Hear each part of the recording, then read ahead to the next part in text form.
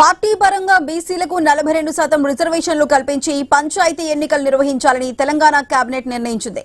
వచ్చే ఏడాది మార్చిలోపు ఎన్నికలు నిర్వహించకపోతే 15వ ఆర్థిక సంఘం నుంచి రావాల్సిన 3000 కోట్లు నిలిచిపోయే ప్రమాదం ఉన్నందువల్ల ఈ నిర్ణయం తీసుకున్నామని మంత్రి పొంగులేటి శ్రీనివాసరెడ్డి తెలిపారు.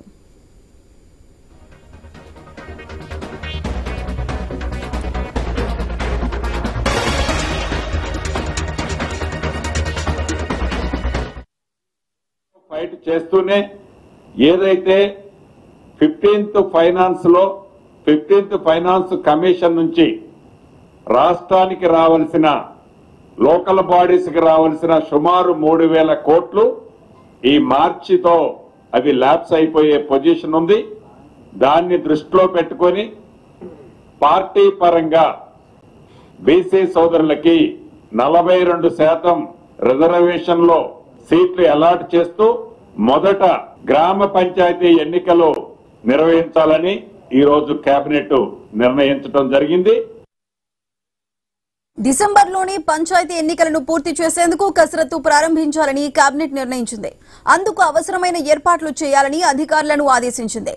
ఇప్పుడు ఎన్నికలకు వెళ్లాలంటే 50% మించకుండా రిజర్వేషన్ల జాబితాను మరోసారి డెడికేటెడ్ కమిషన్ నుంచి తెప్పించుకోవాల్సి ఉంటుంది. సర్పంచ్లు, వార్డు సభ్యుల రిజర్వేషన్ల సంఖ్యపై డెడికేటెడ్ కమిషన్ నుంచి నివేదిక కోరాలని మంత్రివర్గం తీర్మానించింది. వారం రోజుల్లో ఈ ప్రక్రియను పూర్తి చేసి కేబినెట్ ఆమోదం పొందాలని సూచించింది.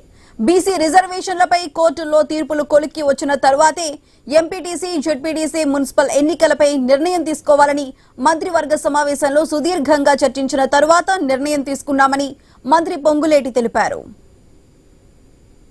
జెడ్పీటీసీలు అదే రకంగా మున్సిపల్ కార్పొరేషన్లు అన్ని కూడా కోర్టులో ఒక కంక్లూజన్ వచ్చిన తర్వాతనే వాటిని నిర్ణయం తీసుకోవాలని కూడా ఈరోజు రాష్ట్ర కేబినెట్ లో సుదీర్ఘంగా చర్చించిన తర్వాత రాష్ట్రానికి రావాల్సిన 3000 కోట్లు ల్యాప్స్ చేసుకోవటం ఇష్టం లేక ఈరోజు కేబినెట్ నిర్ణయం.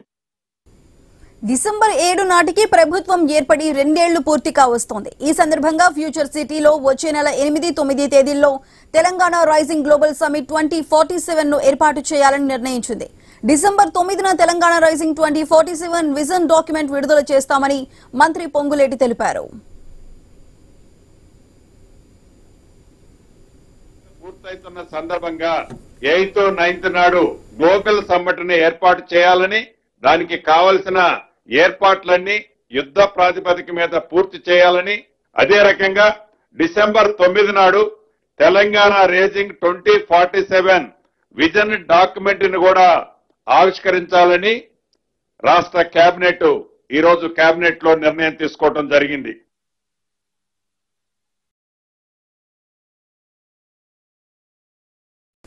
అందశ్రీ కుమారుడు దత్త సాయికి డిగ్రీ కాలేజ్ అసిస్టెంట్ ప్రొఫెసర్ గా ఉద్యోగం ఇవ్వాలని కేబినెట్ తీర్మానించింది.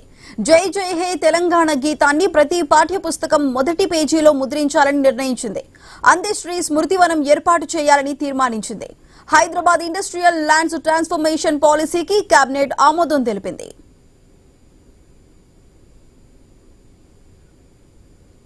పార్టీ పరంగా బీసీలకు 42% రిజర్వేషన్లు కల్పించి పంచాయతీ ఎన్నికలు నిర్వహించాలంటూ తెలంగాణ కేబినెట్ నిర్ణయించింది. అయితే వచ్చే ఏడాది మార్చిలోపు ఎన్నికలు నిర్వహించకపోతే 15వ ఆర్థిక సంఘం నుంచి రావాల్సిన 3000 కోట్లు నిలిచిపోయే ప్రమాదం ఉన్నందువల్ల ఈ నిర్ణయం తీసుకున్నామని మంత్రి పొంగులేటి శ్రీనివాసరెడ్డి తెలిపారు.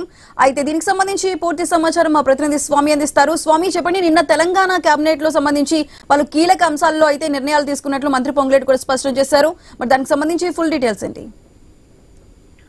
నిన్న తెలంగాణ కేబినెట్ లో ఒకవైపు రాష్ట్ర పంచాయతీ ఎలక్షన్ నిర్వహణతో పాటు పలు అంశాలకు సంబంధించిన నిర్ణయాలు తీసుకున్నారు.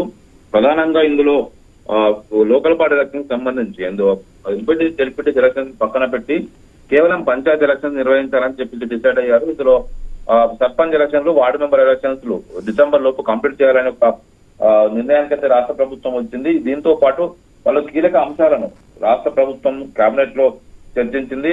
ఒకవైపు అజెండాలో ఉన్నటువంటి 14 అంశాలతో పాటు ఎజెండాలో లేని మరొక 12 అంశాలను మొత్తం చర్చించి వాటికి సంబంధించినటువంటి ఆలోచన ప్రభుత్వం బయట ప్రకటించింది. రాష్ట్ర సమాచార శాఖ మంత్రి పొంగులేటి శ్రీనివాసరెడ్డి ఈ విషయాలను కూడా బయటకు వెల్లడించారు. ప్రధానంగా జై జయ తెలంగాణ గీతం రాసినటువంటి అందశ్రీకి ఆయనను అంతిమయాత్ర నిర్వహించి ఆయన సమాధి చేసిన ప్రాంతాన్ని స్మృతివనంగా రూపొందించడం, ఆయన కుమారుడికి డిగ్రీ కాలేజీలో అసిస్టెంట్ ప్రొఫెసర్ ఉద్యోగాన్ని కూడా ఇచ్చింది. ఇక నుంచి ఆయన రాసినటువంటి గీతాన్ని జయ జయ తెలంగాణ గీతాన్ని పాఠ్య పుస్తకాల్లో ఫస్ట్ పేజ్ లో ఖచ్చితంగా పొందుపరిచేలా చర్యలు తీసుకుంటామని చెప్పేసి కూడా ప్రభుత్వం స్పష్టం చేసింది. మొత్తానికి దీంతో పాటు రాష్ట్ర ప్రభుత్వం ఇంకా మరిన్ని కీలక అంశాలపైన దృష్టి పెట్టింది. బీసీలకు ఇచ్చినటువంటి 42% రిజర్వేషన్లని అమలు చేస్తాము, ప్రస్తుతానికైతే పార్టీ పరంగా ఇస్తాము. సుప్రీంకోర్టు తీర్పు ప్రకారం 50% సీలింగ్ దాటొద్దు కాబట్టి ఆ లోపే మళ్ళీ వీటిని అమలు చేయడం కోసం ప్రయత్నం చేస్తామని చెప్పేసి ప్రభుత్వం చెప్పింది. దాంతో పాటు గిగ్ వర్కర్ల సంక్షేమ చట్టానికి సంబంధించిన చట్టానికి రాష్ట్ర ప్రభుత్వం గిగ్ వర్కర్ల వెల్ఫేర్ యాక్ట్ 2025ని రాష్ట్ర ప్రభుత్వం ఆమోదించింది. Swiggy, Zomato, Zepto, Bigg Boss లాంటి సంస్థల్లో పనిచేసేటువంటి వర్కర్లకు, బిగ్ బాస్కెట్ లాంటి సంస్థల్లో పనిచేసేటువంటి వర్కర్లకు వారి సంక్షేమం కోసం రూపొందించినటువంటి 4 లక్షల మందికి సంబంధించినటువంటి దీనికోసం ఒక ప్రత్యేక బోర్డును ఏర్పాటు చేస్తారు. బోర్డుకు రాష్ట్ర కార్మిక శాఖ మంత్రి చైర్మన్ గా మరో 20 మంది సభ్యులుగా ఉంటారు. గిగ్ వర్కర్లు అందరూ కూడా రిజిస్ట్రేషన్ చేసుకుంటే అందుకు వారికి సంబంధించినటువంటి వెల్ఫేర్ ని బోర్డు ద్వారా నిర్వహిస్తామని చెప్పేసి రాష్ట్ర ప్రభుత్వం స్పష్టం చేసింది. దీంతో పాటు మరిన్ని కీలక నిర్ణయాలు కూడా తీసుకుంది. ఎస్ఆర్ఎస్పీ ఫేజ్ 2 కి రామరెడ్డి దామోదర్ రెడ్డి పేరును పెడుతూ రాష్ట్ర ప్రభుత్వం నిర్ణయం తీసుకుంది. మరోవైపు వీటికి సంబంధించినటువంటి విషయంలో సౌదీలో బస్సు డీజిల్ ట్యాంకర్ ఢీకొన్నటువంటి ప్రమాదంలో చనిపోయిన కుటుంబాలకు 5 లక్షల రూపాయల ఆర్థిక సాయాన్ని రిజర్వేషన్ ప్రకటించింది. వారి కుటుంబ సభ్యులను సౌదీకి తీసుకెళ్లి వారి అనుమతి మేరకు అక్కడే వారిని ఖననం చేసే విధంగా చూస్తామని చెప్పేసి ప్రభుత్వం ఒకవైపు నిన్న ఒక నిర్ణయాన్ని ప్రకటించింది. మరోవైపు దాంతో పాటు ఓఆర్ ఔటర్ రింగ్ రోడ్ లోపల ఉన్నటువంటి పరిశ్రమల్ని బయటికి తరలించేటువంటి విషయం సంబంధించిన ప్రభుత్వం ఒక నిర్ణయం తీసుకుంది. మల్టీ యూజ్ జోన్లుగా వాటిని వినియోగించుకొని రోడ్ల వెడల్పును బట్టి వారికి సంబంధించినటువంటి ల్యాండ్ ట్రాన్స్ఫర్మేషన్ పాలసీ కూడా ప్రభుత్వం దీనికి సంబంధించి ఒక నిర్ణయం తీసుకుంది. దాంతో పాటు రాష్ట్రంలో ప్రజాప్రభుత్వం అంటే కాంగ్రెస్ ప్రభుత్వం ఏర్పడి 2 సంవత్సరాలు పూర్తవుతుంది కాబట్టి డిసెంబర్ 7 నాటికి 2 నెలలు పూర్తి చేసుకున్న కారణంగా డిసెంబర్ 8, 9 తేదీల్లో తెలంగాణ రైజింగ్ గ్లోబల్ సమ్మిట్ పేరుతోటి 2047ని ఒక ప్రభుత్వం ప్రోగ్రాం తీసుకుంటుంది. 2 నెలల్లో ప్రభుత్వం చేసినటువంటి అభివృద్ధి సంక్షేమ కార్యక్రమాల్ని ఈ సమ్మిట్ ద్వారా వివరించాలని చెప్పేసి కూడా డిసైడ్ అయింది. మరోవైపు దీంతో పాటు వివిధ కీలక అంశాలపైన కూడా ప్రభుత్వం చర్చించి ఒక నిర్ణయానికి అయితే వచ్చింది. మొత్తానికైతే వివిధ అంశాలకు సంబంధించి అనేక రకాల డెసిషన్ తీసుకున్నప్పటికీ కూడా ప్రధానంగా లోకల్ బాడీ ఎలక్షన్స్ పైన ప్రభుత్వం ప్రధానంగా దృష్టి సారించింది. కేంద్ర ప్రభుత్వం నుంచి వచ్చేటువంటి నిధులు సకాలంలో రాలేకపోతున్నాయి. ఈ డిసెంబర్ లోపే లోకల్ బాడీ ఎలక్షన్స్ కంప్లీట్ చేయాలి. ఇందులో సర్పంచ్, వార్డు మెంబర్లకు సంబంధించిన ఎలక్షన్ కంప్లీట్ చేస్తామని చెప్పింది. దీనికి సంబంధించి 42% రిజర్వేషన్ బీసీలకు ఇవ్వలేని పక్షంలో పార్టీ తరఫున ఇస్తామని చెప్పేసి కూడా స్పష్టం చేసింది. Right Swami, thank you.